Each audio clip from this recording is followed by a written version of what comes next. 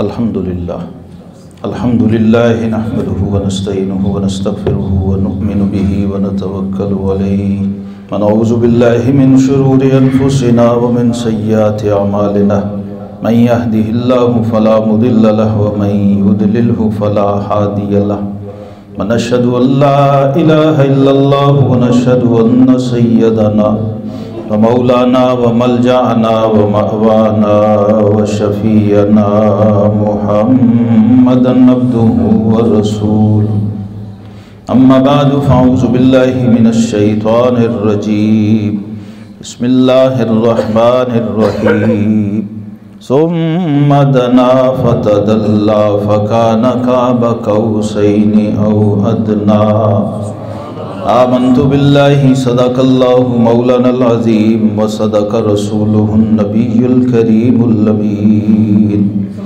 إن الله وملائكته يصلون على النبي يا أيها الذين آمنوا صلوا عليه وسلموا تسليما اللهم صل على محمد وعلى آل سيدنا محمد وأصحاب سيدنا محمد وبارك وسلم عليه اللهم صل على سیدنا محمد وعلى آل سیدنا محمد واصحاب سیدنا محمد وبارک وسلم علیہ الصلاۃ والسلام علیک یا سیدی یا رسول اللہ وعلى آلک واصحابک یا حبیب اللہ مولا صلی وسلم دائماً ابداً علی حبیبک خیر الخلق کلہم تیری معراج کہ تو لوح و قلم تک پہنچا تیری معراج کہ تو لوح و قلم تک پہنچا اور میری معراج کہ میں تیرے قدم تک پہنچا گرامی قدر حاضرین ماہ رجب المرجب میں یہ عظیم الشان معجزہ اور انسانی تاریخ کا سب سے عظیم سفر جس کو ہم اسرا اور معراج کہتے ہیں یہ پیش آیا ہے اور رجب کی 27 تاریخ کو پیش آیا ہے اس پر ائمہ محدثین کا اتفاق اور اجماع ہے اور جلیل القدر محدثین نے اس تاریخ کا تعین کیا ہے کل اتفاق سے میں کبھی یہ کلپ وغیرہ نہ سنتا ہوں نہ اتنا ٹائم ہوتا ہے کون کیا کہہ رہا ہے اتنی کھچڑی پکی ہوئی ہے کہ ہر بندہ کنفیوز ہے لیکن وہ نام اور شخصیات ایسی تھیں کہ مجبوراً میں نے اس کو 1-2 منٹ کی ہی وہ تھا تو اس کو میں نے سن لیا اس میں 3 لوگوں کے انہوں نے اہل سنت کے ہمارے کراچی کے QTV کے معروف مفتی ہیں ان کی بات پھر آگے ایک دیوبندی مشہور کوئی آج کل خطیب ہیں سوشل میڈیا کے اور بہت بڑے کراچی کے دارالعلوم کراچی کے محتمم اور پاکستان کے بہت معروف ترین دیوبندی علماء میں جن کا نام ہے بلکہ سب سے سینئر بھی کہہ لیں تو شاید غلط نہ ہو مفتی تقی عثمانی صاحب تو اس لیے میں نے سنا کہ یہ ذمہ دار لوگ ہیں شاید کوئی ایسی بات کہیں ہم ہمیشہ اس نیت سے سنتے ہیں کہ کوئی ہماری اصلاح ہو جائے یا ہمارے علم میں اضافہ ہو جائے لیکن مجھے شدید جھٹکا لگا اور افسوس ہوا کہ اس درجے کے ذمہ دار لوگ بھی اگر ایسی غیر ذمہ دارانہ باتیں کر سکتے ہیں تو پھر چھوٹے موٹے سے کو گلہ کرنا ہی فضول ہے پھر ہر بندہ جو مرضی گپے ماری جائے اس کے لیے درست اور جائز ہے میں نے دوبارہ کتابیں اسی لیے کھنگالیں اور یہ زور دے کے شروع میں دہرا رہا ہوں کہ واقعہ معراج 27 رجب کو پیش آیا ہے اور جسے نہیں سمجھ آئی وہ آئے ہم دکھا دیتے ہیں اس کو کتابیں تو آپ نے کیا اس لیے کلمہ پڑھا ہوا ہے کہ آپ نے صاحب معراج کے ہر کمال کا انکار کرنا ہے کیا آپ امتی ہونے کا یا عالم ہونے کا یہ مطلب ہے آپ نے دارالعلوم اور جامعات اس لیے بنائے تھے کہ جس کا کلمہ پڑھا ہے اس کے کمالات کا اثبات کرنے کی بجائے اس کی نفی کرنی ہے ساری زندگی. یہ جبہ اور دستار اور جس کے تیرا کھائیں تیرے غلاموں سے الجھیں، جس کے نام پہ تمہارے بچے اور نسلیں جس کے ٹکڑوں پہ پلتی ہیں، کم از کم اس کا اتنا حیا تو کرو کہ متفق علیہ چیزوں کو تم کنٹروورشل بنا رہے ہو. یہ امت کا تواتر اور اجماع یہ خود بہت بڑی سند و حجت ہے. اسلام کی شریعت کی دلائل میں سب سے بڑی دلیل اس کو تعامل امت کہتے ہیں. 1400 سال سے امت کس تاریخ کو معراج مناتی ہے؟ بولیے. اب یہ کیا بات ہے؟ اسی دلیل پر عبداللہ بن عباس نے 12 ربیع الاول کو عید میلاد النبی قرار دیا. مختلف اقوال ہیں لیکن انہوں نے کہا مکہ والے چونکہ 12 کو میلاد مناتے ہیں اس لیے 12 عید میں ملا. تو یہ اجماع ہے، سند اور حجت ہے. اور عجیب اور غریب دور آ گیا ہے کہ اچھے بھلے لوگوں کو وہ بھی کنفیوز ہیں اس معاملے میں. تو ایک تو اس بات کو سمجھ لیجئے کہ اس پر امام نووی جیسا جبل علم اور حافظ ابن حجر اسقلانی جیسا علوم کا پہاڑ وہ 27 رجب کو ہی یوم معراج کہتے ہیں. شب معراج 27 رجب کی رات کو پیش آئی، رجب کے مہینے میں پیش آئی اور اس حرمت والے اور برکت والے مہینے میں پیش آئی اور اس مہینے کا سب سے بڑا تعارف بن گئی. واقعہ معراج یہ انسانی تاریخ کا بھی اور نبوت کی تاریخ کا بھی سب سے عظیم الشان واقعہ ہے جس کو قرآن نے بیان کیا ہے، تفصیل سے بیان کیا ہے. دونوں پارٹ اس کے بیان کیے ہیں، اسرا کو بھی اور معراج کو بھی. اسرا کیا ہے؟ جو زمینی سیر ہے، من المسجد الحرام الی المسجد الاقصی، یہ سیر ہے، یہ اسرا ہے، پہلا فیز ہے. اور دوسرا فیز کیا ہے؟ مسجد اقصی سے سدرۃ المنتہا. یہ سورہ نجم میں نے اس لیے کھلوائی ہے تاکہ بعض مقامات اس میں ایسے ہیں کہ اللہ تبارک و تعالیٰ نے اتنی ڈیٹیل اور تفصیل سے بیان کر دیا ہے کہ اس کے بعد کسی ایمان والے کے پاس گنجائش نہیں ہے کہ اس میں کسی تردد کا شکار ہو. لیکن وہ الگ بات ہے کہ آپ غور و فکر نہ کریں. اور 46 صحابہ کرام نے اس کو روایت کیا ہے واقعہ معراج کو. اور پورے اسلام کی تاریخ میں کوئی واقعہ ایسا نہیں جسے 46 صحابہ نے روایت کیا ہو. پیش مکے میں آیا ہے، بیان مدینے میں ہوا ہے. میں جب یہ نعت شریف لگائی تو ایک دوست نے نیچے لکھا جی یہ خدا کو حبیب خدا دیکھا ہے، تو ام المومنین عائشہ صدیقہ رضی اللہ عنہ تو کہتی ہیں کہ نہیں دیکھا. جو یہ ایسا کہے میرے رونگٹے کھڑے ہو جاتے ہیں. میں نے کہا ماشاءاللہ پڑھے لکھے لوگ بھی ہیں بیٹھے ہوئے ہیں. تو انہوں نے کہا پہلے یہ بتائیں کہ وہ خدا کو دیکھا ہے کہ نہیں دیکھا، پہلے اس کو ثابت تو کریں. میں کہ جو پہلے ہی ثابت شدہ چیزیں ہیں انہیں ہم ثابت کیا کریں؟ ہم صرف بیان کریں گے. ثابت وہ ہیں ثابت وہ ہیں، طے وہ ہیں. صرف دلائل چونکہ آپ کے علم میں نہیں آئے، آپ کی نظر سے نہیں گزرے، آپ نے ون وے ٹریفک چلائی ہے تو اس لیے اس کا یہی نتیجہ ہوتا ہے کہ آگے دیوار آ جاتی ہے اور بندہ رک جاتا ہے. پہلی بات تو یہ یاد رکھیے ام المومنین عائشہ صدیقہ رضی اللہ تعالی عنہا جب معراج کا واقعہ پیش آیا ہے اس وقت 7 سال کی تھی. اور ایک بڑے پڑھے لکھے پروفیسر کہہ رہے تھے وہ بھی پیدا بھی نہیں ہوئی تھی. پیدا وہ ہو گئی ہوئی تھی، پیدا وہ ہو گئی لیکن چھوٹی بچی تھی.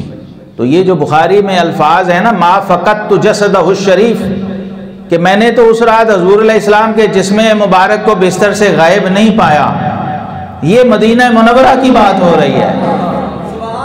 اور معراج مدینے میں نہیں مکے میں ہوئی ہے.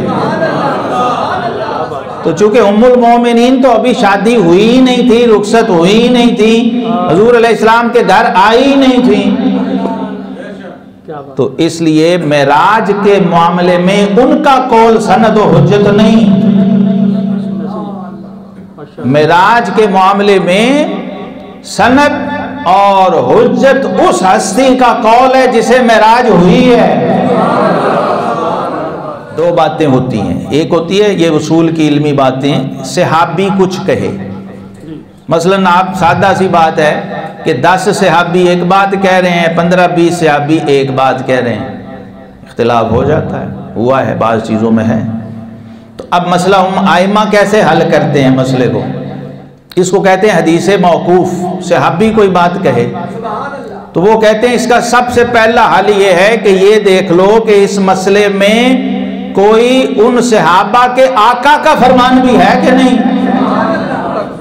تو اگر حدیث مرفوع مل جائے کہ صاحب بیت کیا کہہ رہے ہیں، صاحب معراج جو گئے ہیں، جنہیں بلایا ہے، جنہوں نے دیکھا ہے، اگر ان کا اپنا کوئی ارشاد سند صحیح سے مل جائے تو پھر ہم نہ ادھر والے صحابہ سے پوچھتے ہیں نہ ادھر والے صحابہ سے پوچھتے ہیں، بلکہ ہم صحابہ کے آقا سے پوچھتے ہیں کہ حضور آپ بتا دیں اس مسئلے کا حل کیا ہے۔ رب نے رات کے وقت تنہائی میں خلوت میں ساری کائنات کو سلا کے محبوب کو جگا کے اپنا جلوہ دکھایا ہے، تو اب سند تو وہی ہے، حجت تو وہی ہے۔ تو امام احمد اپنی مسند میں عبداللہ بن عباس رضی اللہ تعالیٰ عنہما کی اس روایت کو لائے کہ آقا کریم علیہ السلام نے فرمایا رأیت ربی تبارک و تعالی فی احسن صورت، فرمایا میں نے دیکھا اپنے رب کو اور بہترین عالم اور کیفیت اور حالت میں دیکھا۔ یہ یاد رکھیں، جب دیکھنے والا کہہ رہے میں نے دیکھا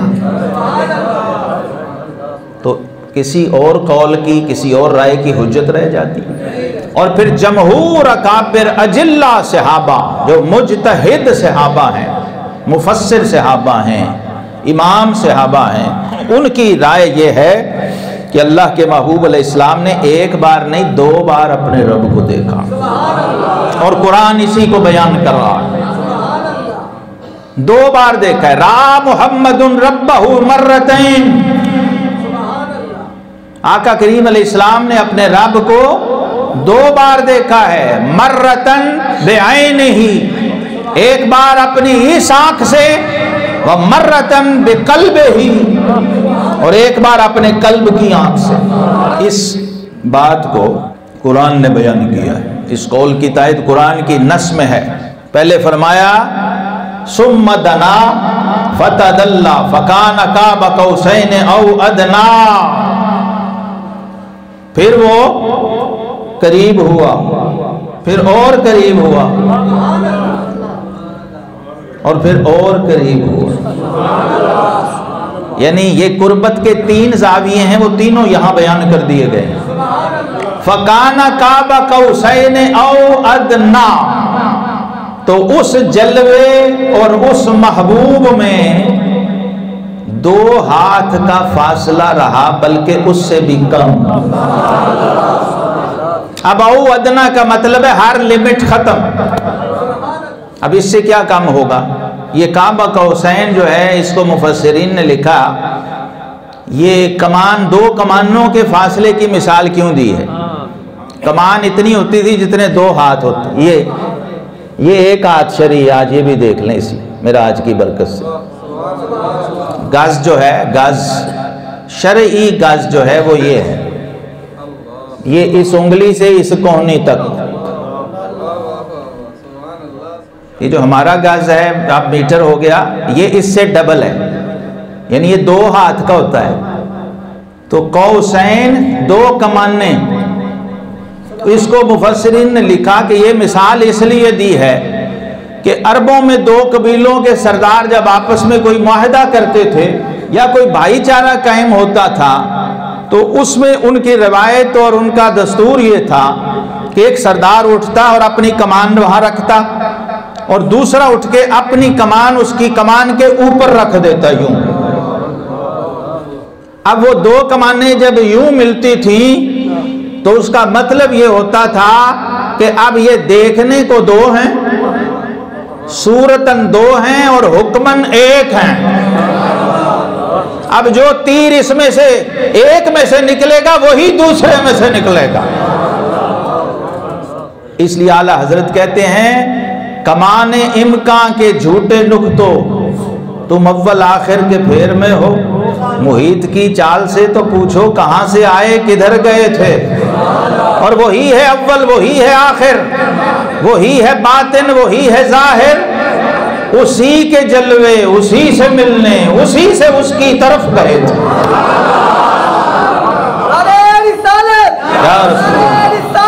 تو یہ ہے قاب قوسین او ادنا، اسی کے جلوے اسی سے ملنے، اسی سے اس کی طرف گئے تھے۔ اور پھر فرمایا وہ جو قرب ہوا اور اس میں دیدار اور جلوے کا موقع آیا تو پہلے قلب کی آنکھ سے اپنے رب کا جلوہ دیکھا۔ تو قرآن نے کہا ما کذب الفؤاد ما رآ، فرمایا دل نے جو دیکھا، ان کی چشم قلب نے جو دیکھا وہ حق دیکھا اور اس میں کوئی جھوٹ نہیں تھا۔ یعنی دیکھنے میں دیکھ کر جو کچھ محسوس کیا اس کے اندر پھر کوئی ملاوٹ نہیں تھی، کسی جھوٹ کی آمیزش نہیں تھی۔ اور پھر دوسری جگہ کہا ما زاغ البصر وما طغى۔ اب یہ جلوے کی کیفیت چلتی رہی تو پھر کیا ہوا، آنکھ نہ کسی طرف پھری نہ حد سے بڑھی۔ یہ کسی بھی منظر کو دیکھنے کی دو کیفیات ہیں جو قرآن نے بیان کر دی۔ اچانک ایک 100-200 واٹ کا بلب جل رہا ہو تو ایک دم 1000 کا جل جائے تو بندے کی انسانی آنکھ کا کیا حال ہوتا ہے؟ وہ چندھیا جاتی ہے آنکھ، یا وہ گھبرا جاتا ہے بندہ، یا ٹھٹک جاتا ہے۔ ایک دم تیز لائٹ یا روشنی میں اندھیرے سے بندہ آ جائے۔ یہاں کیا عالم تھا؟ جلوے کا عالم اور حال کیا تھا کہ ایک طرف طور کی تجلی ہے، ایک طرف طور کی تجلی ہے، اور وہاں عالم یہ ہے کہ مولا مجھے دکھا، تو فرمایا تو نہیں دیکھ سکتا۔ پھر جب اصرار کیا تو فرمایا اچھا موسیٰ تم ڈائریکٹ نہ دیکھنا، پہلے انظر الی الجبل، پہلے پہاڑ کو دیکھنا، ہم پہاڑ پہ تجلی ڈالیں گے۔ اور وہ تجلی بھی صوفیہ کرام کہتے ہیں ذاتی نہیں تھی، صفاتی تھی۔ وہ جو موسیٰ علیہ السلام کے لیے ظاہر ہوئی وہ تجلی بھی صفاتی تھی۔ تو جب موسیٰ علیہ السلام نے دیکھا تو کیا حال ہوا، فَتَجَلَّى رَبَّهُ لِلْجَبَلِ دَكًّا وَخَرَّ مُوسَىٰ صَاعِقًا۔ اور اس کو ایک بزرگ نے کہا موسیٰ ز ہوش رفت بیک جلوہ صفات۔ موسیٰ علیہ السلام ایک صفاتی تجلی کی تاب نہ لاتے ہوئے ہوش کھو بیٹھے، آواز چاہتے رہے۔ فخر موسیٰ صاعقا، قرآن کہتا ہے چیخ ماری موسیٰ علیہ السلام نے اور تڑپ کے گر گئے، پھڑک کے گر گئے۔ یہ تجلیوں کا نتیجہ ہوتا ہے۔ تو دعا کیا کرو کوئی تجلی پڑے تاکہ یہ اندر کے بوتے ٹوٹیں۔ ثم قست قلوبکم، فرمایا او اشد قسوا، یہ تمہارے دل جو ہیں سخت ہو گئے حتیٰ کہ پتھروں سے بھی سخت۔ جب ادھر سے کوئی تجلی پڑتی ہے تو پھر یہ نتیجہ ہوتا ہے، پھر بندہ ہلتا ہے، پھر سبحان اللہ بھی نکلتی، آنکھوں سے آنسو بھی نکلتے ہیں، رونگٹے بھی کھڑے ہوتے ہیں۔ یہ ساری کیفیات قرآن نے بیان کی۔ تو موسیٰ علیہ السلام کی تو یہ کیفیت ہوئی کہ وہ انڈائریکٹ تجلی کتاب نہ لا سکے۔ اور اس کو بھی عبداللہ بن عباس رضی اللہ عنہ بیان کرتے ہیں کہ تمہیں اے لوگوں اس بات پہ کیا تعجب ہے کہ رب نے ابراہیم کو خلیل بنایا، ان کو خلت عطا کی، موسیٰ علیہ السلام کو کلام کی دولت سے نوازا اور اپنے حبیب کو دیدار کی شان سے نوازا۔ اور یہ حدیث صحیحہ ہیں، پوری تحقیق کے ساتھ میں بیان کر رہا ہوں۔ ضعیف بھی جائز ہے یہاں، لیکن میں ضعیف روایت نہیں پڑھ رہا۔ اجماع و اتفاق ہے محدثین کا، فضائل میں ضعیف روایت بھی ہو تو قابل قبول ہے، لیکن میں اسناد صحیحہ پیش کر رہا ہوں تاکہ کسی کے پاس کوئی بہانہ یا عذر نہ رہے۔ قرآن یہ بیان کر رہا ہے کہ جو میرے محبوب کے قلب نے دیکھا اس نے اس میں بھی کوئی ملاوٹ نہیں ہونے دی، اور جو اس کی آنکھ نے دیکھا تو وہ تو پھر اس نے ایسا دیکھا کہ جلوہ سامنے تھا اور محبوب دیکھ رہے تھے اور ٹک ٹکی باندھ کے دیکھ رہے تھے۔ یہ معراج کی رات ہی آیا نا نعرہ صدیقیہ، شان صدیق اکبر۔ معراج نے بڑے بڑوں کو نوازا ہے اور آج بھی نوازتی ہے، اور لقب صدیق بھی معراج کی رات ہی آیا، اور اس کو قرآن نے پیمانہ بنایا۔ میں سمیٹ دیتا ہوں بات کو۔ یہاں ایک آیت ہے، کاش اس کو لوگ سمجھ لیتے ہیں، اور یہ اللہ کو پہلے ہی معلوم تھا۔ تو آیت 12 سورہ نجم ہے، اس میں فرمایا اَفَتُمَارُونَهُ عَلَى مَا يَرَى، تو کیا تم ان سے ان کے دیکھے ہوئے پر جھگڑتے ہو؟ یہ دکھانے والا کہہ رہا ہے، یہ قرآن کی نص سے اَفَتُمَارُونَهُ عَلَى مَا يَرَى۔ اے ظالموں، منکروں، متعصبوں، جاہلوں اور مکے کے کافروں، کیا تم اس بات پہ میرے محبوب سے جھگڑتے ہو جو بھی اس نے دیکھا ہے؟ اور دوسری جگہ سورہ اسراء میں ہے، معراج کا مقصد بھی قرآن نے بیان کیا۔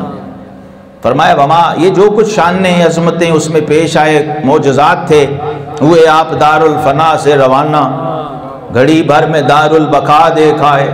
ایک تو ٹائم کی ساری حدیں سمیٹ دیں اللہ نے، تو یہ بھی بتایا کہ محبوب تیری خاطر کیا کیا ہو سکتا ہے، جو ناممکن ہو اسے بھی ممکن کر سکتے ہیں۔ ساتوں آسمان بھی کراس کر کے جانا، کبھی کوئی سوچے؟ آسمان کا پھٹنا یہ معمولی بات ہے، ہر آسمان، اور پھر سدرۃ المنتہا، اور پھر آگے کعبہ قوسین او ادنیٰ۔ تو یہ باتیں ایسی تھیں کہ عقل جو ہے وہ یہاں لاجواب ہو جائے، بے بس ہو جائے اور انکار کر دے۔ اس لیے وہ چیزیں جو پیش آنی تھیں وہ پہلے بیان کر دیں کہ محبوب یہ جھگڑیں گے بھی، انکار بھی کریں گے، اعتراض بھی کریں گے۔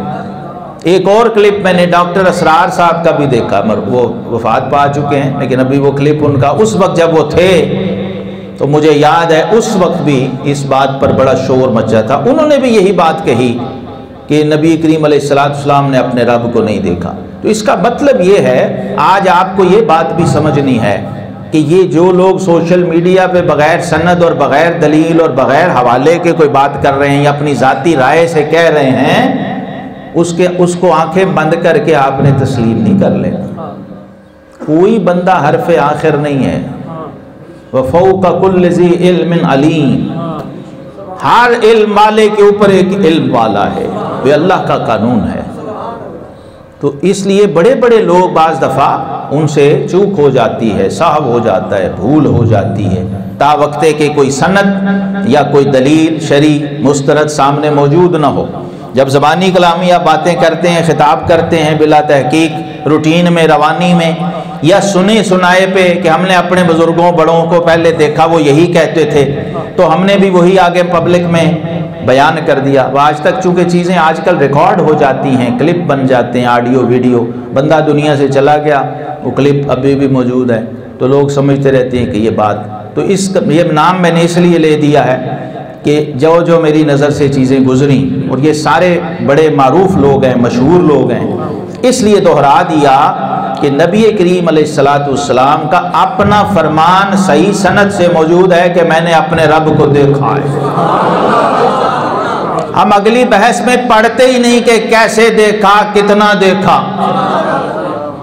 نہ یہ زیب دیتا ہے امتی کو، نہ اس کی یہ اوقات ہے۔ جہاں جبریل کو بھی پیچھے روک دیا ساتھ ہی چلے جاتے ہیں، وہ بھی نوری تھے، نوری کیا، نوریوں کے امام ہیں۔ اس لیے مولانا رومی نے کہا کہ اے ہزاراں جبرائیل اندر بشر، اے میرے آقا آپ کی بشریت میں ہزاروں جبریل گم ہیں۔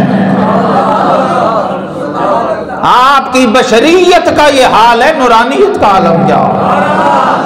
سبحان الذی اسری بعبدہ کہا ہے نا، یہ عبد جا رہا ہے، شان ابدیت سے شان تاج و معراج والا جا رہا ہے۔ ابدیت جا رہی ہے، بشریت جا رہی ہے۔ میری بات نہیں سمجھ آ رہی شاید آپ کیا بات ہے، کیا بات ہے۔ لوگ نور و بشر پہ جھگڑے کرتے ہیں، میں کہتا ہوں جہاں نور رک جائے، بشریت آگے جا رہی ہو، تم اس کی نورانیت ڈسکس کرو۔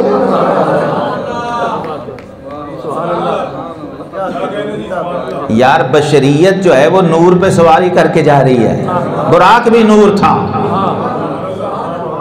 جنتی سواری تھی، نورانی سواری تھی۔ برق اس کو کہا ہی اس لیے ہے، علماء نے کہا برق اس کو اسی لیے صرف رفتار کی وجہ سے نہیں کہا، وہ اپنی بناوٹ میں بھی برق تھا، لاٹیں اور چمکے مارتا تھا، روشنی کی بنی ہوئی سواری تھی۔ جی نور کو لینے بھیجا، نور پر سوار کرا کے بھیجا، تو سوار جو ہے،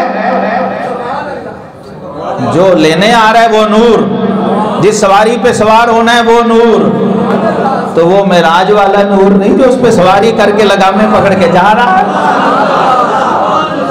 اس کی نورانیت سمجھ نہیں آ رہی۔ بشریت و ابدیت کو سوار کیا نورانیت پر، پھر منصدرہ پہ روکا، نور کو روکا اور محبوب کو آگے بلایا۔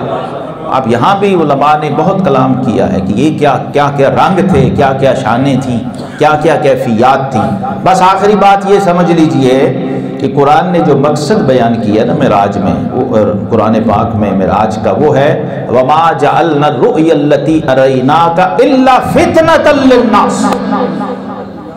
اے محبوب یہ جو ہم نے آپ کو جلوہ دکھایا ہے، یہ دکھایا ہی اس لیے ہے تاکہ لوگوں کا امتحان لیں، لوگوں کے عقیدے اور ایمان کو پرکھیں۔ تو یہی ہوا، آخری حکم یہی تھا کہ صبح جا کے لوگوں کو معراج بیان کریں، اور جب بیان کی تو شور مچ گیا، حتیٰ کہ جن لوگوں نے اس وقت کلمہ پڑھا ہوا تھا ان میں سے بھی چند لوگ پھر گئے۔ جو کافر و مشرک ابو جہل تو وہ تو تھے ہی تھے، انہوں نے تو مذاق اڑایا، تماشا بنایا، پھر امتحان لیے، پھر اس پہ واقعات پیش آئے، جتنا انہیں معلوم تھا اتنا انہوں نے پوچھا۔ یہ جانتے تھے کہ مسجد اقصی انہوں نے نہیں دیکھی ہوئی، تو انہوں نے کہا جی وہی بتا دو۔